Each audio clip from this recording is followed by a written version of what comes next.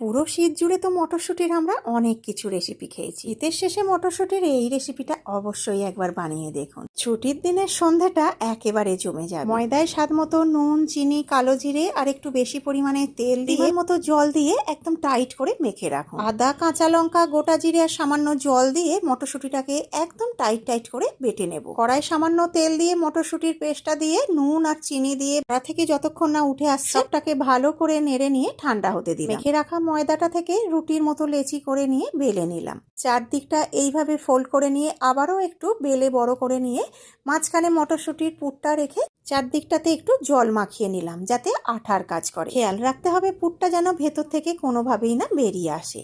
এইভাবে একটু ডিজাইন দিয়ে সবগুলো গরম তেলে একদম লাল লাল করে মুচমুচে করে ভেজে নিলাম। শীত চলে যাওয়ার আগে মটরশুঁটি থাকতে থাকতে অবশ্যই এটা একবার ট্রাই করে দেখ। একবার এটা বানালে বারবার বানানোর আবদার আসবে।